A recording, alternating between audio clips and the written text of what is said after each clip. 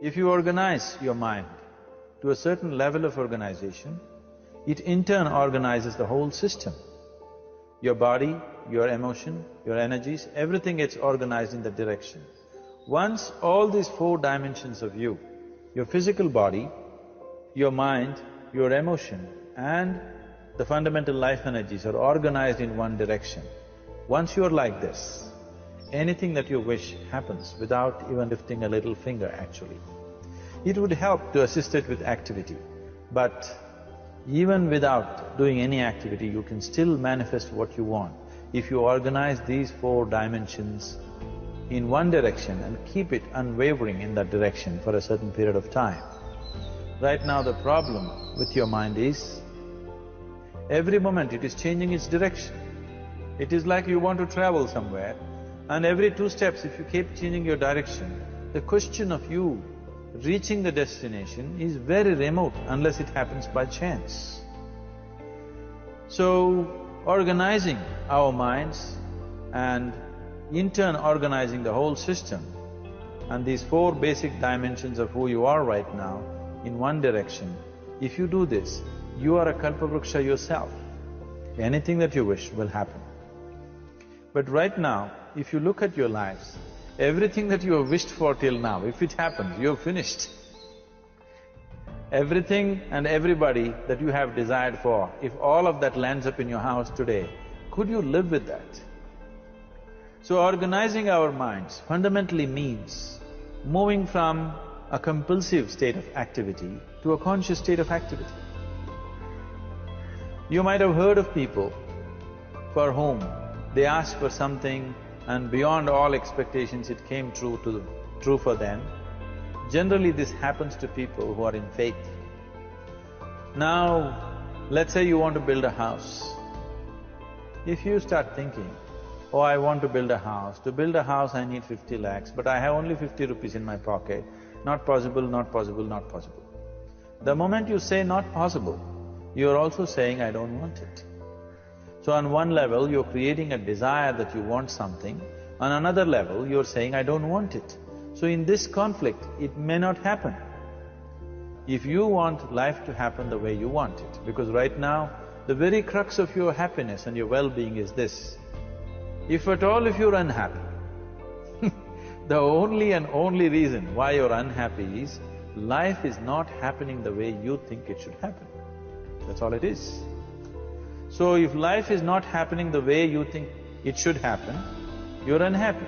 If life happens the way you think it should happen, you are happy. It's as simple as that. So if life has to happen the way you think it should happen, first of all, how you think, with how much focus you think, how much stability is there in your thought, and how much reverberance is there in the thought process will determine whether your thought will become a reality or is it just an empty thought. Or how you do not create any impediments for your thought by creating negative thought process. Is something possible or not possible? Is destroying humanity. What is possible and not possible is not your business, it's nature's business. Your business is just to strive for what you want. You're using the past experience of life as a basis for deciding whether something is possible or not possible. Or in other words, you have decided that what has not happened till now cannot happen in your life in future. This is a disgrace to humanity and the human spirit. What has not happened till now on this planet can happen tomorrow. Human beings are capable of making it happen tomorrow. So what is possible and what is not possible is not your business. That is nature's business. Nature will decide that. You just see what is it that you really want and strive for that. And if your thought is created in a powerful way, without any negativity, without any negative thoughts bringing down the intensity of the thought process, it will definitely manifest. The whole existence today, modern science is proving, is just a reverberation of energy. It is a vibration. Similarly, your thought is also a vibration. If you generate a powerful thought and let it out, it will always manifest itself. So generally, people are using faith as a means to remove the negative thought. Today, once you have become thinking human beings, your faith is not too deep. It doesn't matter how much faith you think you have, somewhere doubts always crop up. Right now, the way your minds are made, this moment, if God appears right here, you will not surrender to Him. You will want an investigation whether He is really God or not. With this kind of mind, you should not waste your time on faith. So there is an alternative, which is commitment. If you simply commit yourself to creating what you really care for, now once again, your thought gets organized in such a way, there is no such thing as whether it's possible or not possible. There is no hurdle in your thought process. Your thought flows freely towards what you want. Once this happens, making it happen will also naturally follow.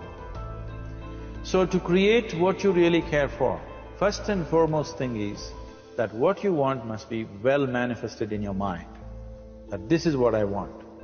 Is that what you really want? You must look at it, because any number of things in your life you have thought, this is it. The moment you reach there, you realize that's not it, it's the next one and the next one and the next one. So what is it that one really wants is one thing. First of all, we must explore. Once that is clear, and we are committed to creating it, now there is a continuous process of thought in that direction. Once you can maintain a steady stream of thought without changing direction, definitely this is going to happen in your life, or it will definitely manifest as a reality in your life. So, either you make this human form into a kalpa vriksha, or you make it into one big mess, which is happening all over. So at every stage in our life, we tend to think, this is it. If this one thing happens, everything will be fine with my life. You reach there and you realize that's not it, and you postpone it to something else and something else. This is going on. The first and foremost thing is, you must be clear what is it that you really want. If you do not know what you want, the question of creating it doesn't arise.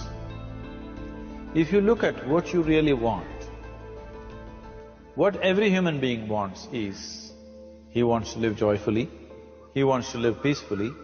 In terms of its relationships, he wants it to be loving and affectionate. Or in other words, all that any human being is seeking for is pleasantness within himself, pleasantness around him.